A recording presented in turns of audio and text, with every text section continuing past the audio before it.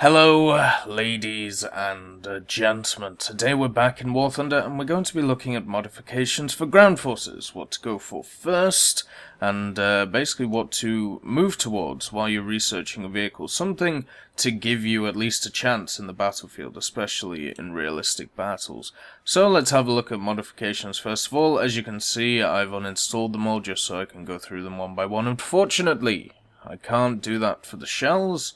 But that is just how it is, unfortunately. So you start off with the shot mark 6 in the Comet. So, we're going to go through the Comets. The Comet is probably a good example of how to do your modifications, because it has some interesting things in Tier 1, where generally most tanks don't have anything when it comes to shots in Tier 1. If we go to the Tiger, as you can see, this is generally the setup of most tanks. So if you have this setup, obviously the first modification that you always want to go for, no matter what tank you have, is parts. Parts is the most important, or second most important, modification in the whole tank.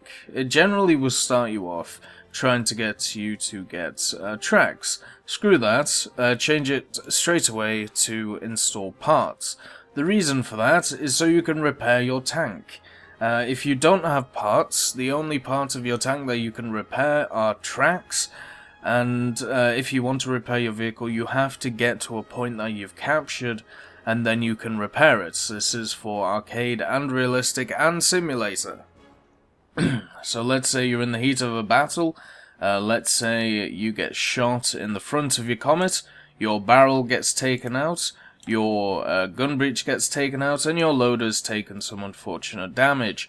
Well, guess what? You can't repair the tank without having parts.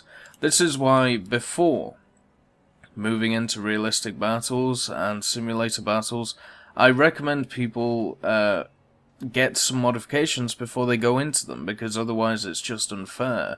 Generally you face people who have fully upgraded tanks, and they will just be at such a high advantage to you, it makes a massive difference. On the Comets, the next one to go for is to see if the Shot Mark 4 is any better than the standard Shot Mark 6.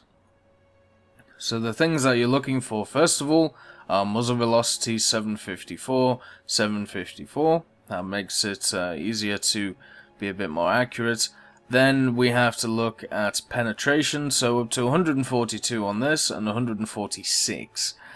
So there's slightly better penetration on the Shot Mark 4. But is the Shot Mark 4 going to make a big difference? Is that 4mm of penetration going to make any difference? At most ranges? Probably not.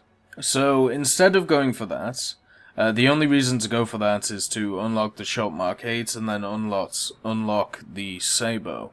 So instead of going for that, first of all, what I would focus on is horizontal drive. Horizontal drive is one of those things that's kind of forgotten about, but it's very important for AA vehicles and also important for tanks. For tanks, as you can see, plus 38% to turret slewing rate is quite important. That's nearly 50% of turning the damn turret. So if you are struggling with stuff like that, you have to get to this. I wouldn't choose this as my second option to go for, but to unlock Tier 2, you have to have 2 modifications on Tier 1. So therefore, you have to go for parts and horizontal drive. Forget about tracks. And that's what you would go for when it comes to Tier 1. Now we move on to Tier 2. Now what are the modifications for Tier 2 which are incredibly useful? FPE is one of them, and adjustment of fire is also the other one. If you have an ammo at this point, generally you will start having ammunition at Tier 2, so as you can see there's heat for the Tiger 2 there. The T3485 doesn't have any. but it does have it tier 1. So this would be an option of where you would get you would get these two first, parts and horizontal drive, and then you would move on to FPE and adjustment of fire. Once you've got these 4, you move back to get the BR365A. It really depends on how useful that round is. On some tanks, such as the M46 here, the heat rounds and the APCR rounds are, well, you kind of need them at 7.0 for this tank to be useful, same with the M82 shot. So therefore, going for them before horizontal drive makes a lot more sense, right? It makes a lot more sense if you do that. But for the majority of tanks below tier 5, you're not going to run into that issue. The T-34-85 D5T is still useful without the BR365A. It basically gives it a bit more oomph, and that's really about it. They are very, very similar in how they act. So going for those 4 first makes a lot of sense. So we go back to our options. So first, parts and horizontal, and then we move to tier 2. We get FPE, which obviously extinguishes your fires. Very useful. If you've ever been in a realistic battle or arcade battle, shot in the arse, your engine blows up, and, you know, you can't do anything about it, so you just have to sit there and burn. It's very annoying. And adjustment of fire. Now, adjustment of fire is something I'd never really thought about when it came to modifications. But then I looked at how much of an effect it has. Minus 31% to the horizontal weapon spread, at minus 41% to the vertical weapon spread. And this modification is insanely... makes a big difference on how your tank will act. While I've been playing the Centurion, the Carnarvon and stuff like that recently, my shots have been going all over the place, until I've unlocked the adjustment of fire modification, and then your shots become a hell of a lot more accurate. So therefore something like adjustment of fire, which you need on especially British tanks, because your aiming has to be precise so you can take out Tiger 2s, Tigers and the like, even T-34-85s, even the Tiger E for the Japanese. All of these need good aiming.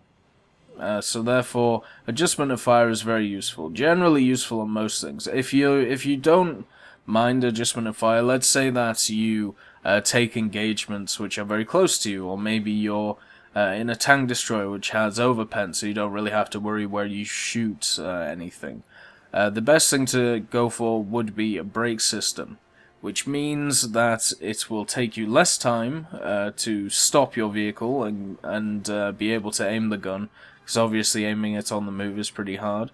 Suspension, basically, it means that it's easier to fire on the move. So generally in a tank destroyer or something like that, you're not going to be firing on the move, so a brake system would be the one to go for if you don't really care about adjustment of fire. But adjustment of fire should always be prioritized.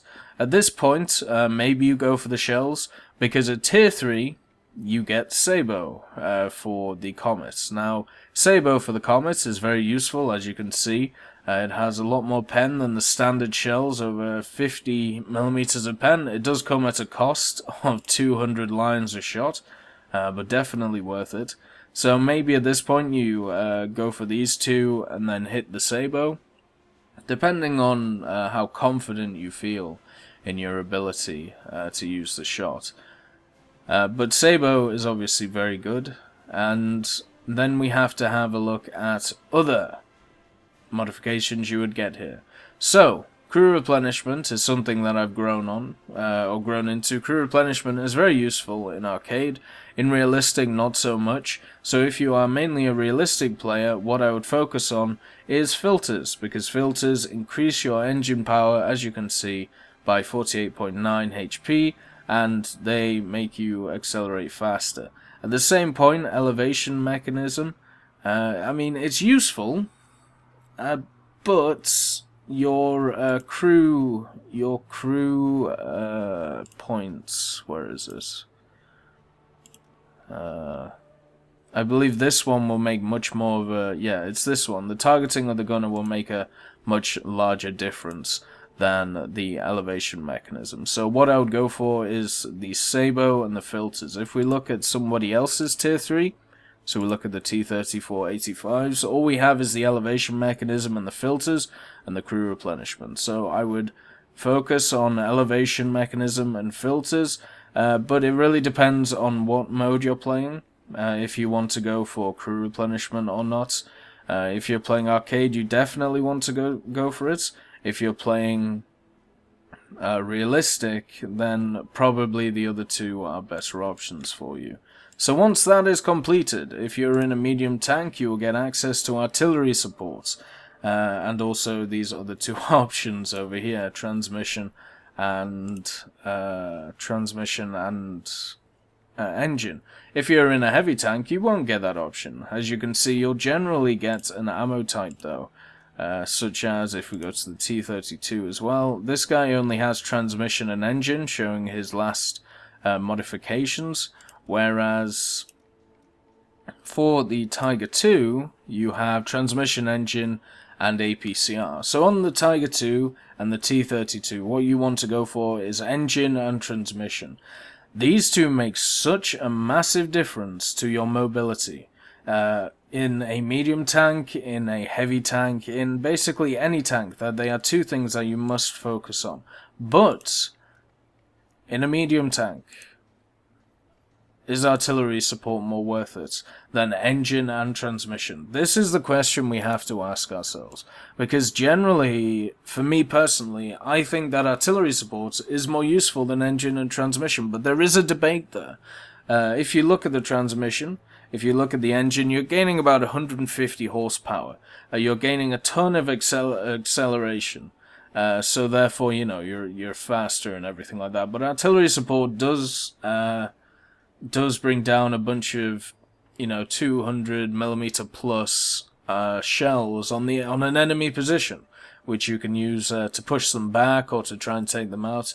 So it's really, you know, a playstyle thing. If you like flanking, if you like moving about, if you like being maneuverable, then these two are the ones you're going for. If you like trying to dig enemies out of positions, trying to get them towards you, then artillery support is the one you go for. Obviously, in heavy tanks, you don't have that option, and generally the other option you will have at tier 4 is like a shell. So here is an example, a Tiger 2H. You would not take the APCR shell because you already overpen most things with your APC BC shell, and it's going to do a lot more damage. The engine and transmission would be the ones that you go for. But let's look at other vehicles. Let's go for the M4A3E2. Actually, no, let's go for the 76, because they actually lowered the M4A3E2. Let's go for the 76 at 5.7. There we go. So as you can see here, only transmission and engine here, so that's all you can choose anyway. So let's actually go for the 75 variants. Is that the same thing? Yep, transmission and engine, so you don't really get a lot of choice. When it comes to heavy tanks at tier 4, you're basically getting 2 modifications, and that's really about it, so you don't have a choice. For medium tanks, it's a debate on whether you want to take artillery or you want to take transmission and engine first. If you do take artillery, then what I would do is I would take engine first. It obviously has a much larger difference than the transmission does, so therefore engine is much more useful in that. So you would take artillery support, and then you would take engine, then you would take elevation mechanism and filters. So there you go. That's basically what you would take or prioritize first in tanks to take, and it's all under... It depends on your own opinion on whether the shells are worth it or not. But the good thing about doing this is that it sets you up to also only need to take a few modifications here and there, so you can get the bonus for research, which is obviously very useful in tanks, since in tanks the RP gain isn't great, to be quite honest, but hopefully it'll get better. But those are the modifications that you should aim for when you're first unlocking a tank to acing it out. There is obviously some modifications which are much better than others, especially parts and FPE. I'd even think that they should change the BR of a tank if you have these installed or not. But apart from that, you know, horizontal drive, adjustment of fire, artillery support engine, they're all very good modifications as well. But there is definitely some opinion to throw in, depending on if you want shells, if you play arcade crew replenishment, if artillery support is your playstyle, stuff like that. But overall, I hope this helps, and I'll see you next time.